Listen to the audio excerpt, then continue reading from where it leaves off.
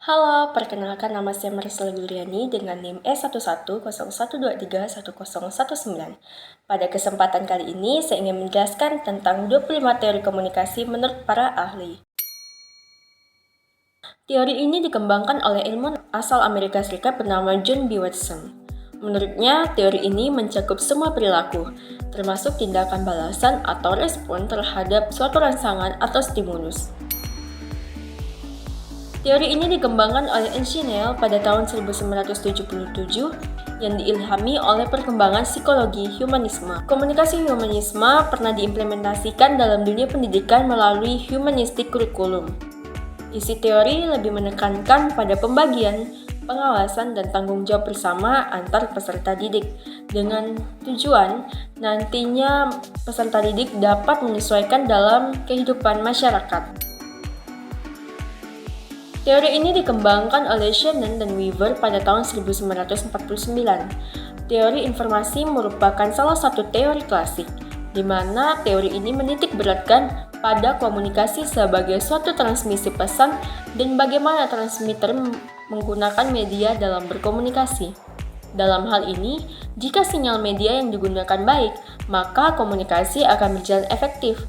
Begitu juga dengan sebaliknya, apabila sinyal media tidak baik, maka komunikasi tidak akan berjalan dengan lancar. Teori ini dikembangkan oleh Blumer dan Kutz pada tahun 1974. Mereka berpendapat bahwa pengguna media memiliki peran aktif dalam memilih media yang digunakannya, sehingga pengguna media dapat dikatakan sebagai pihak utama dalam proses komunikasi. Dalam hal ini, pengguna mempunyai pilihan untuk menentukan media yang sesuai dengan kebutuhannya. Teori ini dikembangkan oleh M.C. Combs dan Shaw pada tahun 1972. Teori agenda setting beranggapan apabila media memberikan tekanan pada suatu peristiwa, maka media tersebut akan membuat masyarakat menganggap peristiwa itu penting. Dalam hal ini, media mempunyai efek yang sangat kuat dalam mempengaruhi asumsi masyarakat, sehingga akan muncul asumsi bahwa apa yang dianggap penting oleh media akan dianggap penting juga oleh masyarakat. Piaget dan Vygotsky adalah dua nama yang selalu dikaitkan dengan teori ini. Teori ini beranggapan bahwa manusia selalu memiliki pandangan sendiri terhadap kenyataan. Mereka senantiasa mencari dan mempelajari untuk menemukan bahasa pertama dan kedua. Di sisi lain, teori ini juga didefinisikan sebagai pembelajaran generatif. Chomsky dan Hadley adalah tokoh pendukung dari teori ini. Teori ini berpandangan bahwa manusia satu-satunya makhluk Tuhan yang dapat berkomunikasi melalui verbal. Di sisi lain, bahasa merupakan suatu yang kompleks. Oleh karenanya, manusia senantiasa belajar untuk dapat berkomunikasi dengan makhluk Tuhan yang lain. Wiener adalah tokoh di balik teori ini. Teori ini tergolong teori baru sejalan dengan berkembangnya teknologi informasi dan ilmu sosial. Penerapan teori sibernetik biasanya diperuntukkan kepada siswa agar mencapai hasil yang efektif. Kognitivisme mengedepankan proses belajar dibandingkan dengan hasil proses itu sendiri. Belajar tidak hanya sekedar melibatkan hubungan antara stimulus dan respon, tetapi juga melibatkan proses berpikir yang kompleks. Lebih dari itu, belajar merupakan proses perubahan persepsi dan pemahaman. Harold Laswell adalah teoretikus ternama yang banyak menyumbangkan ide dan pikirannya terkait cabang ilmu sosial dan komunikasi. Di tahun 1948, ia mengemukakan model komunikasi yang sederhana dan hingga kini masih diterapkan sebagai model komunikasi dasar. Model komunikasi tersebut yakni siapa atau who, berbicara apa, says what, dengan media apa, in which channel, kepada siapa atau who, dan efek apa yang ditimbulkan, with what effect. Teori ini dikemukakan oleh Sandra Ball-Rockich dan Malvin DeFleur. Fokus dari teori ini terletak pada kondisi struktural yang ada di masyarakat. Fokus ini sangat cenderung mudah untuk dipengaruhi oleh media massa. Teori ini dapat disematkan pada komunitas masyarakat modern, di mana pada masyarakat modern, media massa dianggap satu hal yang sangat penting dalam mencapai tujuan beberapa proses. Teori ini pada mulanya disampaikan oleh McGuire, di mana inokulasi dapat pula disebut sebagai suntikan yang mengambil analogi pada ilmu medis. Teori ini mengemukakan bahwa lebih baik membekali terbujuk dengan argumen sanggahan daripada membiarkannya tidak siap menyangkal perspektif lawan. Teori kultivasi merupakan teori komunikasi yang membahas mengenai efek dari komunikasi massa. Pandangan dari teori ini adalah bahwa media massa memiliki efek yang bersifat kumulatif dan lebih berdampak pada tataran sosial budaya dalam masyarakat daripada personal seseorang. Teori ini dikembangkan oleh George Gardner.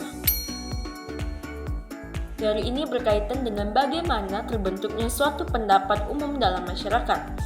Spiral of Silence menjelaskan bahwa terbentuknya pendapat umum dalam masyarakat ditentukan oleh proses saling mempengaruhi antara komunikasi massa, komunikasi antar pribadi, dan persepsi masing-masing individu, serta hubungannya dengan pendapat orang lain dalam masyarakat. Teori ini dikembangkan oleh Elizabeth Noel dan Newman pada tahun 1976. Teori ini beranjak daripada pengaruh media massa yang kuat mengenai suatu hal. Hal tersebut dapat mempengaruhi kondisi sosial budaya dalam masyarakat. Pesan dari media massa mampu mengubah norma yang sudah ada dalam masyarakat. Di sisi lain juga mampu memperkuat norma yang ada dalam masyarakat. Selain itu mampu menciptakan norma baru dalam masyarakat. Teori ini dicetuskan oleh Bandura pada tahun 1925. Ia mengemukakan bahwa perilaku manusia dalam konteks sebuah interaksi tingkah laku terdapat hubungan timbal balik yang saling berkesinambungan. Pengalaman melalui observasi dan pengamatan terhadap suatu pesan yang disampaikan menjadi suatu hal yang penting dalam teori ini. Teori ini merupakan salah satu teori dari komunikasi massa. Dependensi efek komunikasi massa beranggapan bahwa kepercayaan individu kepada media akan berkembang apabila kebutuhan informasional yang tidak dapat ditemukan dalam pengalaman langsung terpenuhi. Massa dinilai bergantung pada media untuk mencapai tujuan. Littlejohn menilai ketergantungan seseorang dinilai dari jumlah dan sentralitas tentang fungsi informasi yang disajikan, serta stabilitas sosial. Semakin penting media terhadap individu, semakin tinggi pula nilai dari media tersebut. Teori birokrasi digunakan untuk komunikasi organisasi. Max Weber mengungkapkan bahwa model birokrasi seringkali dipakai untuk mencapai komunikasi organisasi yang efektif. Teori ini digunakan untuk mengetahui bentuk dan isi pesan yang disampaikan dalam suatu komunikasi. Analisis ini bertujuan mengetahui tingkat keefektifan komunikasi yang terjadi antara individu.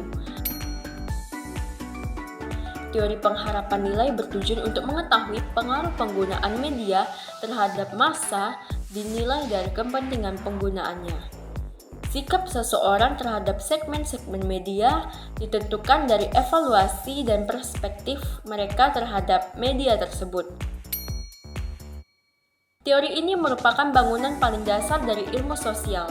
Beberapa tokoh yang mencetuskan teori ini diantaranya Auguste Comte, Emile Durkheim, dan Herbert Spencer.